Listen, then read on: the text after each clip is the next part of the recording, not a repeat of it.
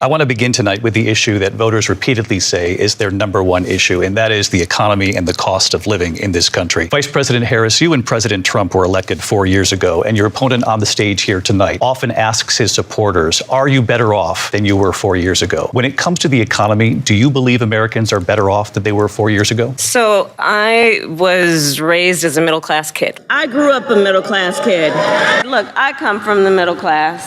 I come from the middle class. I grew up in a middle-class family. I come from the middle class. I come from the middle class. I come from the middle class. I come from the middle class. And I will never forget where I come from. Prices are still too high. You know it and I know it. Prices are still too high. You know it and I know it. Prices, in particular for groceries, are still too high. The American people know it, I know it. Cost of groceries still too high. The voters know it, I know it. Prices are still too high. And I know that. Costs are still too high. But pardon me, Madam Vice President, the question was, how are you going to pay for it? Well, one of the things is I'm going to make sure. So it's a very legitimate and important question the voters asked that we should respond to on the affirmative without waiting for the question. Because here's the thing.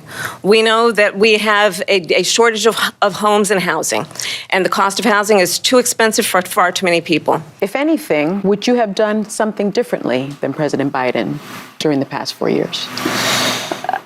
There is not a thing that comes to mind in terms of, and I've been a part of most of the decisions that have had impact. Please welcome Kamala Harris!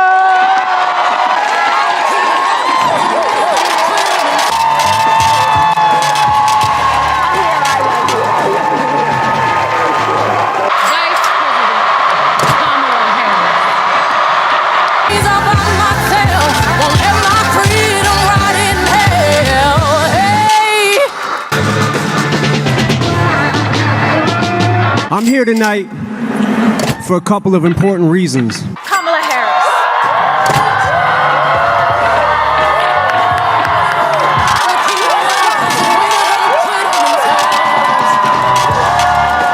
They don't know the answer. I was the first vice president or president to ever, in office, go to a reproductive health care clinic.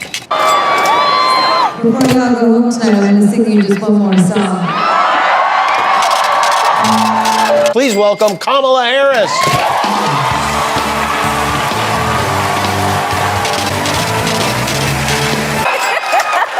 You know, presidency requires a certain courage, madam. No one will be mad at you for being loyal to your team. You're going to vote for us. Great. Any chance you are registered in Pennsylvania? The Fox News decision desk can now officially project that Donald Trump will become the 47th president of the United States.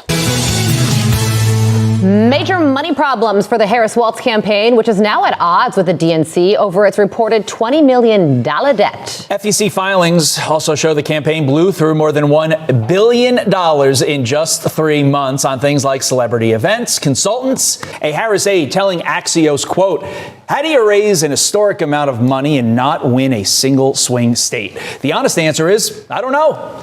Whatever we can do to help them during this difficult period, I would strongly recommend we as a party, and for the sake of desperately needed unity, do. We have a lot of money left over in that our biggest asset in the campaign was earned media, and that doesn't cost very much. You're the worst vice president. You're the worst border czar. There's never been anybody bad like you. Kamala, you're fired. Get the hell out of here. Get out of here. I have a great playlist. Playlist? I have a playlist that's... Come on.